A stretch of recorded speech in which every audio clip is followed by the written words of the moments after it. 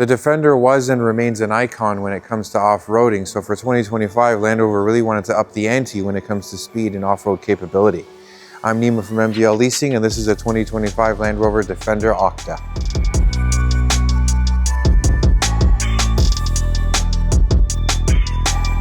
Don't forget to like, comment, and subscribe, and hit that bell so you're notified anytime I release a new video, which is usually on Saturdays around 10 a.m. One of Land Rover's most popular cars is the Defender, and this car has been around since almost the beginning of the company. Most recently, in the last few years, they've kind of revived this nameplate and created this car. But for 2025, they really kind of enhanced the performance as a way to kind of put the cherry on top of this lineup. This is a Land Rover Defender 110 Octa. So 110 is reference to the wheelbase in inches. You've probably seen some of these around in 4-door and 2-door versions. So the 2-door version is called the Defender 90 for 90-inch wheelbase.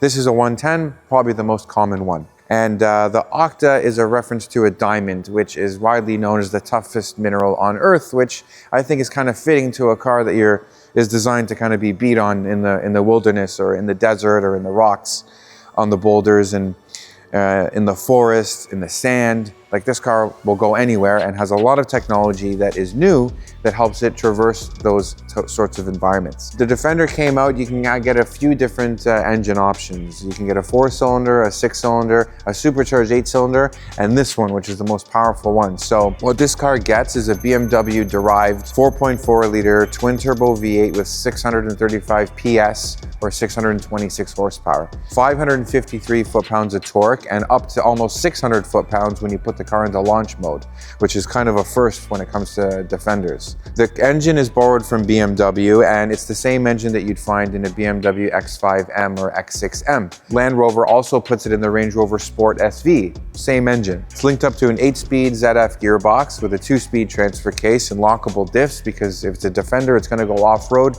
This sort of capabilities is a requirement. Since it's the BMW 4.4 V8, that V8 is a configuration called a hot V.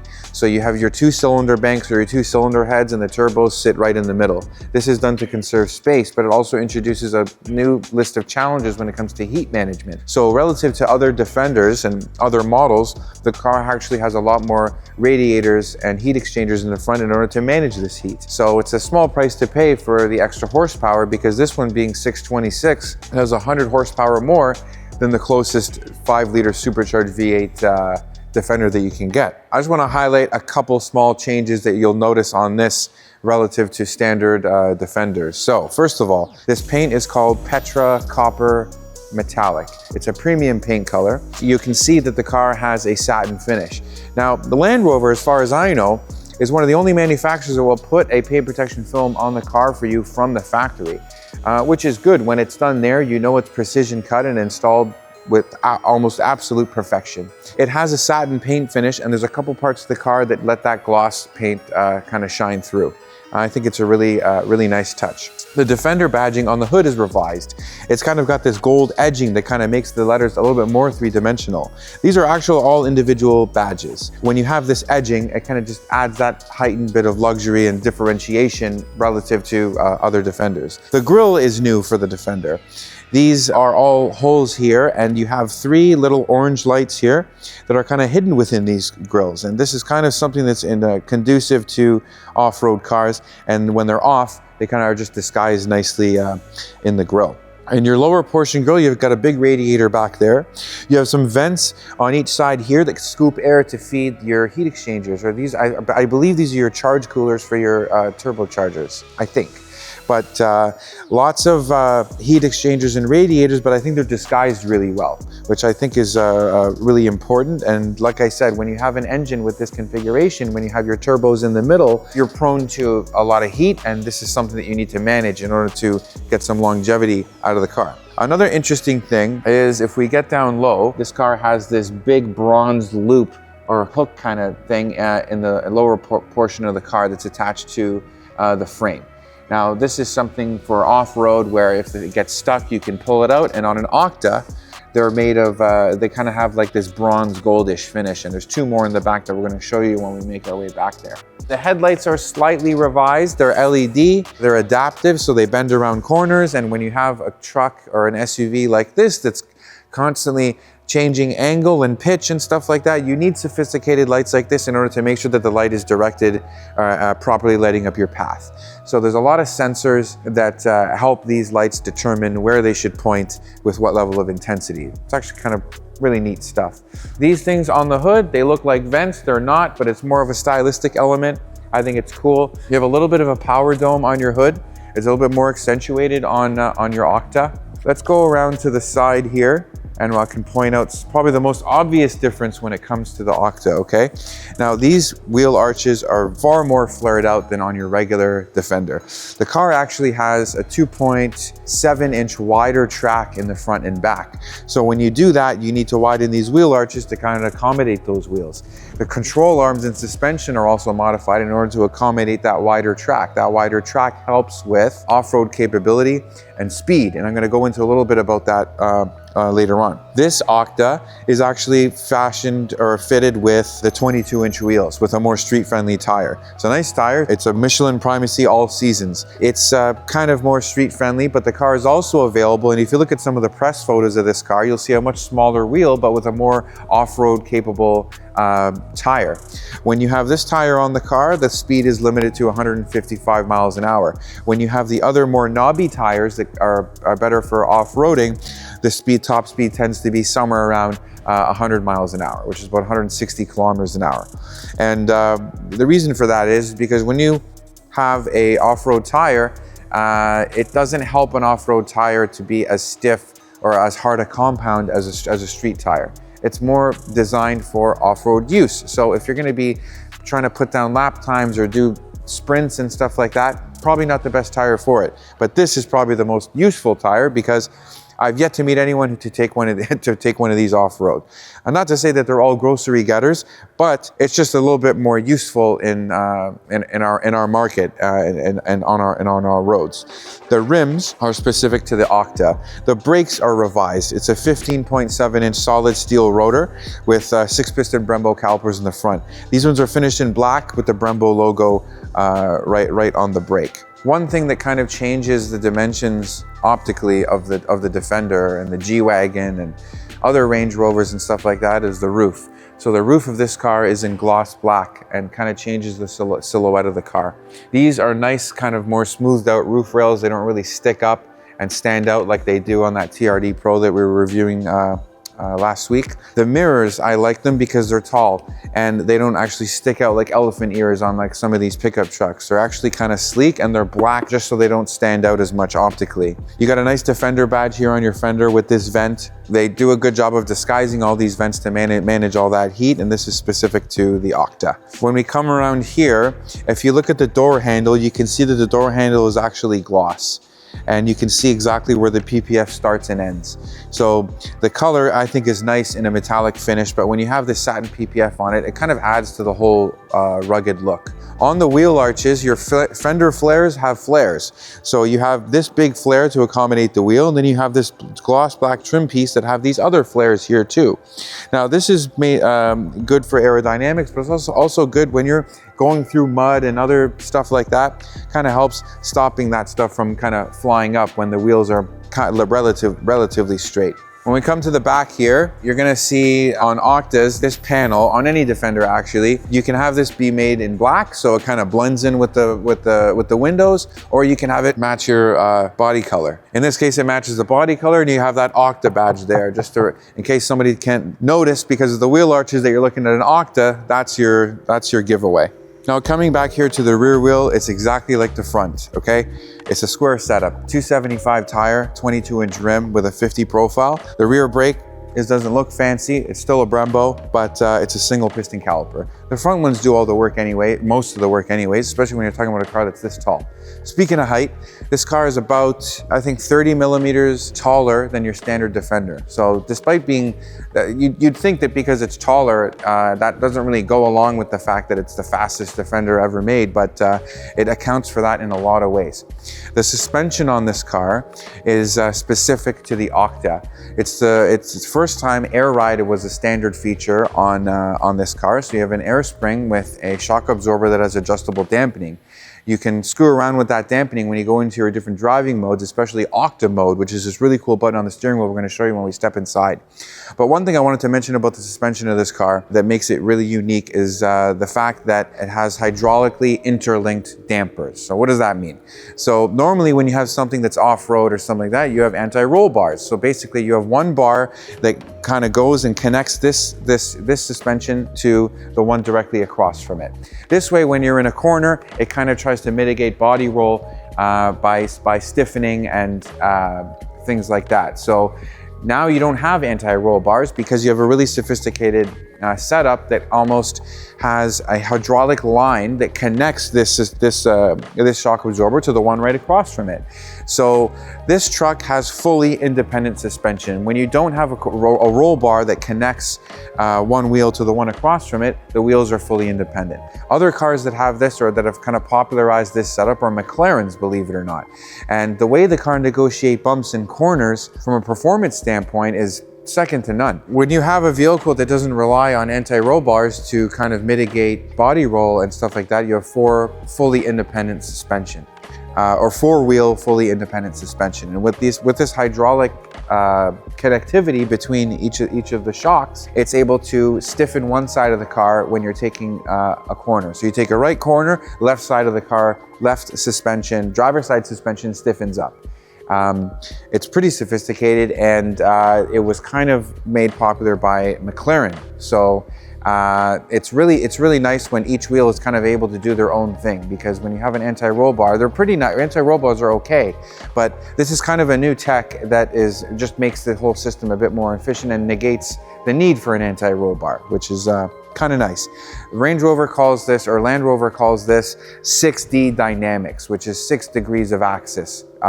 So there's a bit more articulation and a bit more diversity when it comes to how the suspension works, and it works good off-road and it works good on-road. It's a very nice system, actually. Okay, now when we make our way to the back here, there's a couple quirky things that I kind of want to point out. This one is equipped with the gray tail lights. So even though they're gray, they still blink red and blink orange. So when you have lights like that, that are gray when they're off, I find that they kind of blend into the bodywork a bit better. When you have a big box like this, I think it's a nice design feature. You always have these rectangles, which you can or these rounded off rectangles, which is kind of a theme when you're kind of looking at the car, like the front grille over here, this fake grille at the back, the grille on the fender. You're going to notice this theme as we go along.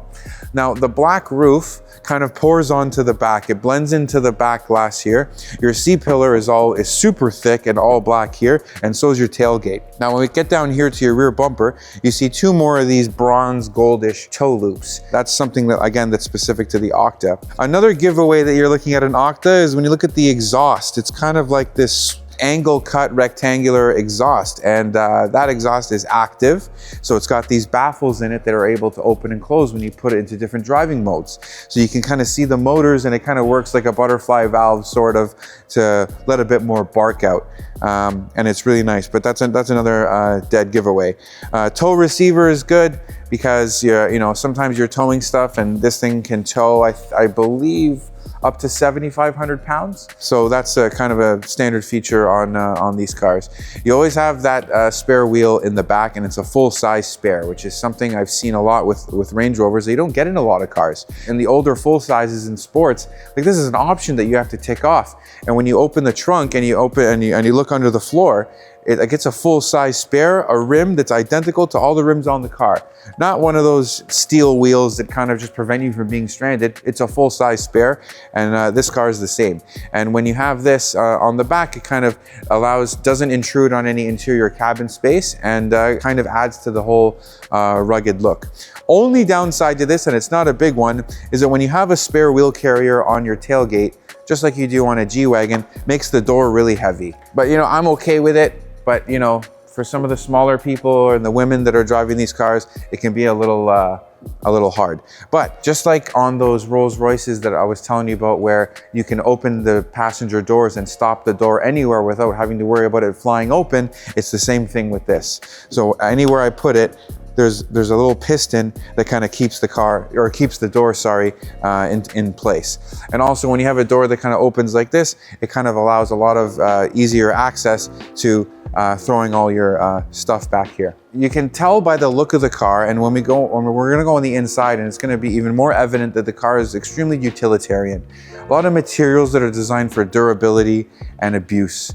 So unfortunately, this involves a lot of plastic, but that's okay because that stuff tends to stand the test of time and is able to take abuse without getting destroyed. You have your fuse box, which is strategically put back here because since it's an off-road vehicle, you don't want it somewhere on the floor or beneath your glove box, especially considering that this car is designed to wade in water. Land Rover claims that this can wade in water about 40 inches high. So 40 inches high is just over 3 feet. About almost 3.5 feet of water, of still water. They go out of their way to say the water needs to be still. So if you're going through like a river or something and there's, you know, there's waves and stuff like that, then you risk causing damage to your engine because you don't want any water to get near your air intakes. Because if water goes in there, the car hydro locks and it's pretty much a sitting duck at that point. There's a couple other things that kind of suggest its utilitarian nature. You have power outlets out here. You have extra hooks and straps in order to tie things down. You have strategically located little hooks in order to wrap your straps around in order to keep your cargo stationary. Because again, if you're gonna be taking this thing off-road, then you don't want all your stuff flying all over the place. It's very distracting and it's just not cool. A neat feature, especially for our smaller customers, is your access height button. So again, I told you that the car has air ride, which is not something all Defenders have. So if I press this button here, I can actually raise the rear suspension, and it's got quite a bit of suspension travel, which is actually another thing that this Octa has over every other Defender. Because of the revised suspension, your range of motion for your shock absorbers is actually quite a bit. In addition to that, the hydraulically interconnected dampers that I was telling you about help mitigate body roll by about almost 70% relative to a regular Defender, which is kind of a big deal. So now the truck is its ass end is kind of as high in the air as possible. So you can kind of gives you an idea as to the range of motion when it comes to these air springs. Okay, a couple other quick things that I want to point out while we're back here before we go inside the truck. You guys know how I like stuff that's cleverly disguised. This third brake light is cleverly disguised, and it's kind of cut into 3 because it's an off-road vehicle, which kind of carries on the same theme as those 3 orange lights that were hidden in the grille in the front. You can't see them until I point them out to you, but there's 3 cameras back here. So one is built into this shark fin antenna back here. What happens with this image is that it's kind of transmitted to your rear view mirror, which is technically not a mirror now, it's a screen. With the shape of this car, due to its design, rear visibility is a little bit changed, especially when you have this spare wheel covering almost half this window. So when you use this camera, it makes learning about the dimensions of the car are a little bit easier to get along with. It takes a bit of getting used to because everyone, if you're like me, I'm used to using a mirror and adjusting that mirror. So that mirror doesn't even need to be adjusted like a normal car. You just adjust it in such a way where you can see it properly, but it's a little, it takes a bit of getting used to, but works really well. That's camera number 1. Camera number 2 is your Land Rover. It's almost like a dash cam, but for the back. They kind of just pluck it right onto the window with some double-sided tape. Looks kind of, I don't know. I thought it would look a little bit better than this, but again, it's hardly noticeable. And when I close the tailgate, you can't even see that the truck has it. It's just hidden behind this tinted glass here. Okay, that's camera number 2. Camera number 3 is your rear view camera down here. And this is also a fisheye lens. Here you can go between fisheye and regular. And it also has a little nozzle here in order to kind of squirt water onto that rear view camera. Odds are, according to the designers, this car is probably gonna go off-road and a lot of dust and mud will be kicked up here. So having this nozzle on a rear view camera is very essential. When it comes to the camera system, they're built into the mirrors. I showed you the one in the front, and there's an array of cameras and sensors at the top of the windshield, which I can show you as well. These cameras all work together, and they take bird's eye view. Like everyone has seen surround view in BMWs and Rolls Royces, where you look at the camera system or the image on your infotainment, and it stitches together the image from your rear view camera and your side cameras that are built into the mirrors and the front, and stitches them together so it looks like you're looking down on your car from a bird's eye view. All the cameras on this car kind of take that to a different level and offer a 3D look as to what the car is doing, which I'm going to demonstrate for you when we go inside. And this is all, again, designed to make the car more efficient in an off-road environment. So you're able to kind of tell where tree stumps and things like that are without sticking your body out the car in an old school way. They actually use the car looks very rugged, but there's a remarkable amount of technology that helps you manage all those things, and they work almost flawlessly. It's kind of hard to see, but another thing that is specific to the Octa is when you open the door, you have a little puddle projector here that is the same Octa logo that is on the back here. Another thing that Defenders have made popular since the old days are what's called safari windows.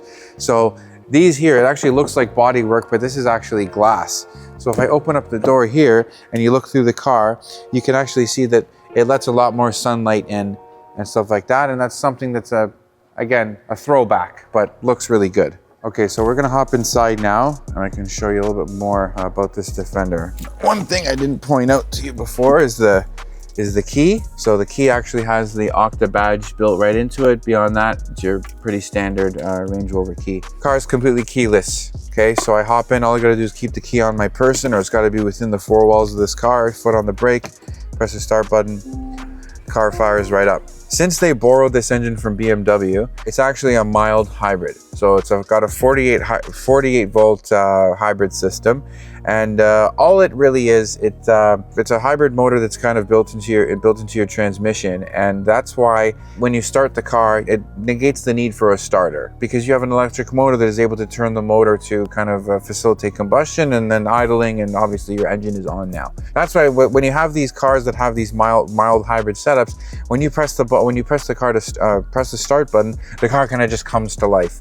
It's really cool, and you know, it doesn't really have this huge bark when you start it like on a traditional car. Something you really wouldn't know unless, you know, it was pointed out to you. In here, you can kind of see the more utilitarian design that Land Rover did when they designed a Defender, and this is kind of carried on when it comes to this Octa. So where can I start? Now, your dashboard is painfully simple. There's lots of shelves and things like that for you to put things, gloves, phones. There's charging ports here. In your center console, you have a little fridge that's built in here so you can keep your drinks cold and stuff like that. That works really nice. You have a wireless charging platform for your phone. Not a lot of stitched leather in here. You have a little bit of stitched leather around your dash, like this kind of like exoskeleton that it has, and around your steering wheel. But beyond that, everything seems to be an extremely durable plastic.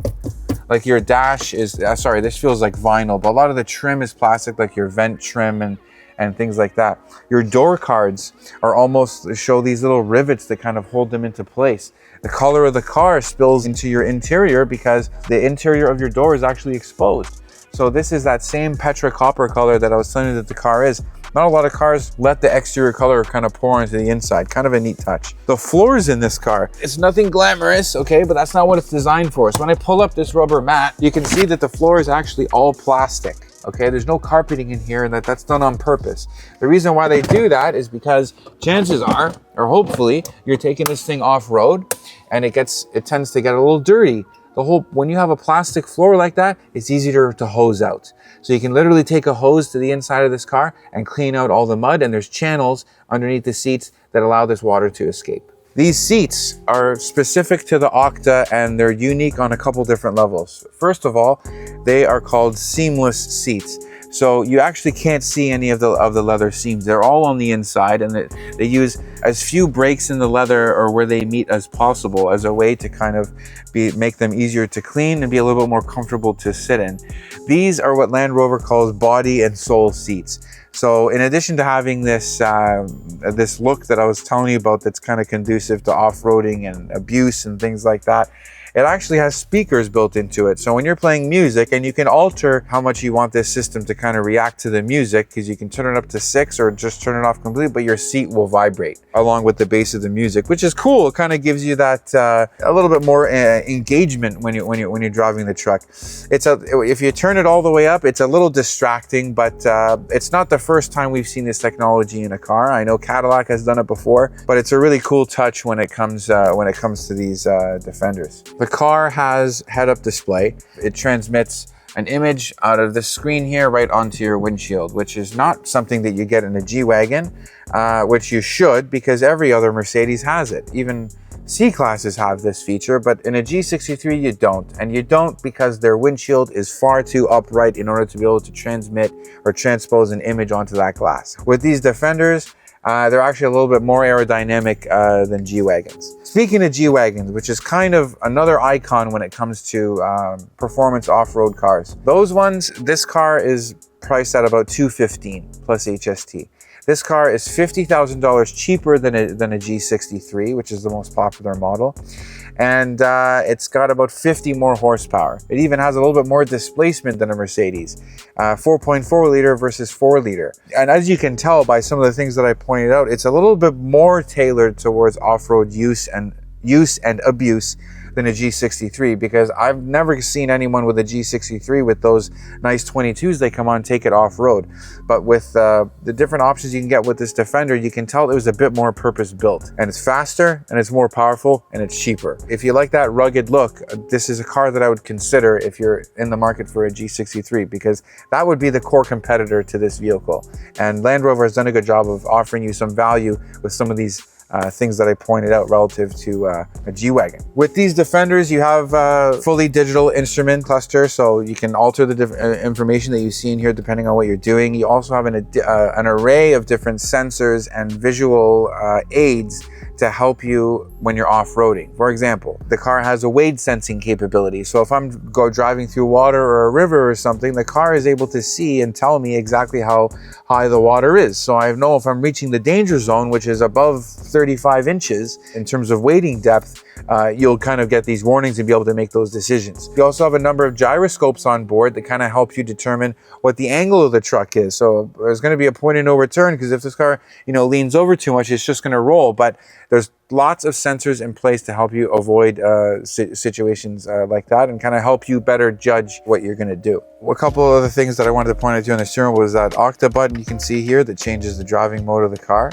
Puts it into dynamic mode, or it puts it into all-terrain mode. So you use this in order to toggle between those two things. But another really neat thing is these seemingly floating paddle shifters. So you can see here that the paddle shifter is, I don't know, maybe 5-6 inches tall, but the very top portion where it says minus and plus is made of glass. And there's a little bit of there's an LED in there that kind of illuminates that. So these kind of tend to float, and I can kind of see through them when I'm looking at my nav screen or my turn signal stalks or my wiper stalks. It's a really nice touch. I think you should keep this. And if you could change the color of this, I think that'd be really neat too. One thing that's been updated for this car is your infotainment, and Land Rover, God bless them, tried their best when it came to this new infotainment thing, and they've been really buggy when they first introduced this stuff, but over time they've kind of refined it and it's become a lot better, and it serves a number of different purposes. Now this screen is almost a little bit curved, and the image kind of goes from edge to edge a bit better. It's not as laggy anymore, and it's actually pretty good, and it can house or show a bunch of different information. But what I wanted to show you, like I was describing to you all the different cameras on the outside, what they do and how they stitch those images together. So I'm just going to go to this camera menu here, and you can see it shows an image of the truck on the outside. It's almost like we're sitting on the outside looking at the car, and I can do this to look at different angles of the car, and it uses all these images as a way for you to kind of, again, determine what's going on the outside without having to look outside. And from an off-road perspective, it's actually really neat. I haven't seen any other manufacturer do this or use that technology for this purpose, but it seems to work really good. I can even switch to the off-road camera. So when I switch to the off-road camera, it tells me what my suspension is doing. It lets me lock my diffs here as well. It lets me know what my suspension is doing. And it uses my mirror cameras in order to determine what's beside me. So let's say you're climbing a rock or something like that. You can use this in order to better judge that environment. You can do this when you're towing too, so that rear view camera that I was pointing out to you kind of shows you two images. This way it helps you better back up and hook up to a trailer and stuff like that, because if anyone who pulls anything a lot without this technology, it makes the job you know, a lot harder. Then you have your basic navigation, you know, things related to your phone. It's got Apple CarPlay and all things of that nature. This is where you go to adjust all of your, you know, the seats I was explaining to you. You can do low traction launches. The car has voice control, but every car has their own set of prompts, so it's a bit of a learning curve, but it's okay. Apple CarPlay, Android Auto. These are the body and soul seats I was telling you about. So when I press this, I can kind of turn up the speakers in the seats that kind of go with the music. And there's also a wellness setting. So this is pretty much for massage. So these seats pretty much do everything. They're heated, they're cooled, they're massaged, they have sound. It's really sophisticated stuff, and makes sense if you have a car that's supposed to be spending time, you know, off-road. That stuff is worth its weight in gold. Ask anyone who's done any off-roading. You guys know I like knobs. This one still has a volume knob, which I think is key. You have a lot of control surfaces on your steering wheel that light up when you fire the car up. It help you do a number of things. You have your cruise control on this side, and this helps you manage different information that's in your instrument cluster, like your radio station, navigation, activating or deactivating your driver assistance systems, stuff like that.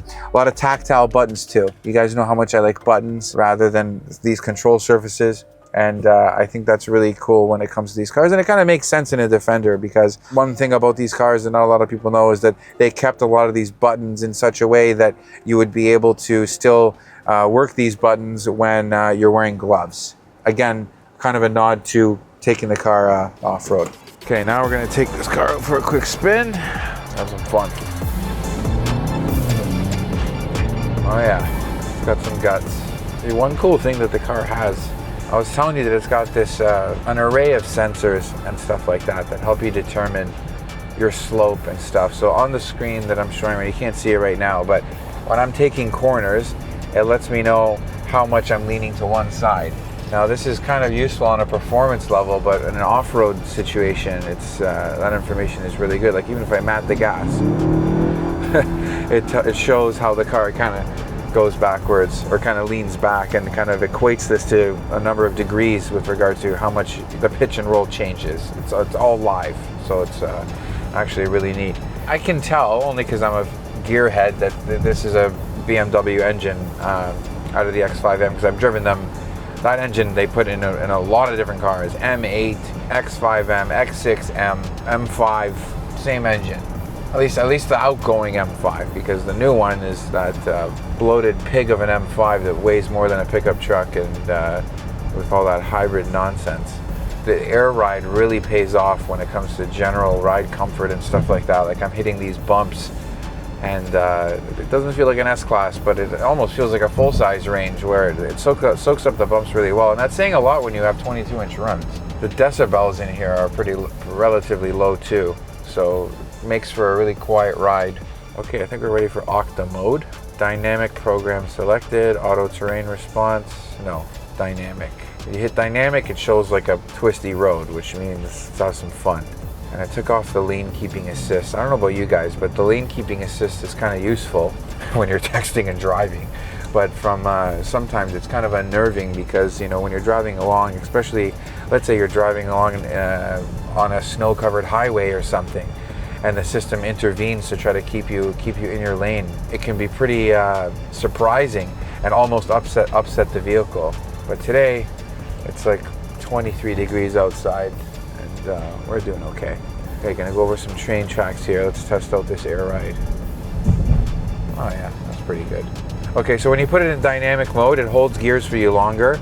It'll downshift for you. Like I said, it's an 8-speed ZF gearbox. So at any given speed, you're in an optimum gear. In dynamic mode, it's gonna be in the gear that's most optimum for torque delivery and things of that nature. So I'm just gonna put the transmission into S. Now I need to go through the gears myself. You guys know how I like the tacks in the middle. This being a dedicated performance model of the Defender. That's a nice touch. Car tops out or revs out to 6.5, which is not bad. When you're turbocharged, you don't really need to rev high, just because you have those turbochargers kind of assisting with that torque delivery. A lot of these cars contain a lot of German tech, but when it comes to styling and charm, a lot of these companies like Ferrari, Lamborghini, and Land Rover, in this case Land Rover, designed by the Brits and with a lot of German engineering. That engine's from BMW, I told you. The gearbox is made by ZF. That's a German company. They make a lot of transmissions for a lot of cars. You know, all the M cars, BMW M cars, M5, M3, M4, M2. These used to have double clutch transmissions, but now the ZF makes these regular slush box automatics perform quite well. Just as quick, without as much sophistication. Now, I don't doubt that this car being relatively new, these days they, they pump a lot of simulated engine sound into the cabin as a way to kind of replicate that, you know, level of engagement. Different manufacturers do this in a lot of different ways. Putting it through the speakers, probably the easiest way to do it. But I've mentioned to you guys in a couple of the cars, other Porsches that we reviewed, they actually have like I'm not going to be describing it very well, but what it essentially is there is a connection between the engine and the cabin that allows a little bit of actual engine noise or air induction into the cabin. And I remember when I had that on my 2013 911 C4, it just really added that engagement. It's really cool stuff. Now with a big truck like this, you know, it's a little different. You get a nice little exhaust backfire with this, as you do with any real turbocharged engine. A lot of these exhaust systems are so sophisticated enough that they kind of try to limit that. But, you know, with the 5-liter supercharged V8 and the V8 Defender, the thing just snarls. This thing, by comparison, is quiet as a mouse, but not a quiet car overall. This car is next to new. It only has about 525 kilometers on the odometer, so I want to be nice to it, because when you have an engine that puts out this type of power, generates this much heat, there's a break-in period, so you can't drive it like an animal right out of the box. You can have a little bit of fun, but if you're well-mannered with it, the car will thank you for that. By comparison to the Defender with the V8, which was very impressive to me at the time when it came out, this engine is light years ahead of that one. That's built on the foundation of I believe a 5-liter Ford Coyote engine with a supercharger. So sophistication, especially this day and age, is not really that engine's strength, but it has rather stood the test of time and just makes that iconic, or that sound that's become iconic for JLR. Okay, let's put it down. Oh yeah, this thing definitely knows how to get out of its own way. Got just as much, more torque than its V8, supercharged V8 brother. 626 horsepower versus 518, so that's a more than 100 horsepower increase, and you can tell. The power delivery is a bit different because the turbochargers are not like superchargers where they're belt driven and you have instantaneous response. Little bit of lag in this, little bit, but not a lot. I'm not driving a 911 here, so I don't think it's a big deal, but worthy to note of a car that you're spending $215,000 on. One other thing that takes a bit getting used to with these Range Rovers or Land Rovers is most of them are equipped with, the heated windscreen. So if you look closely, you can see these very closely arranged squiggly lines that go throughout the windscreen. This heats up your windscreen. So in the wintertime, all the ice and snow just comes off like butter. We have this nice S-turn by the dealership on our way back, so I'm just going to hammer this and just kind of see. Whoa. Oh. Traction control kind of intervening there. And I don't think that's because of the rolling and such. I think it's because we're on all-season tires. Tires aren't warm, and I'm trying to kind of take that corner like a hero. But I'm sure under the right conditions, this thing would be very impressive. And from the videos that I've watched of this thing is actually quite at home on a track, believe it or not. In fact, when it comes to the development of this car, they spent a lot of time at the Nürburgring with it. Most of the time that they spent on the Nürburgring with this Defender, they had the knobby tires I was telling you about, the 20-inch rims with the more rugged tire. And they did that to kind of fine tune the chassis dynamics and stuff like that. It's not a Nürburgring killer, but you know, and I've mentioned this before, that the more time you spend on a Nürburgring, the more it exposes any weakness that the car has. And the technical director for Land Rover Special Vehicle Operations emphasized this when it comes to the research and development that they did on this car. All right, thanks for riding with me, guys. Car's a hoot. I think Land Rover did an excellent job reviving the Defender nameplate, and I think they did an even better job heightening the performance and off-road capability with this Octa. Tell me what you think in the comments. Don't forget to like and subscribe.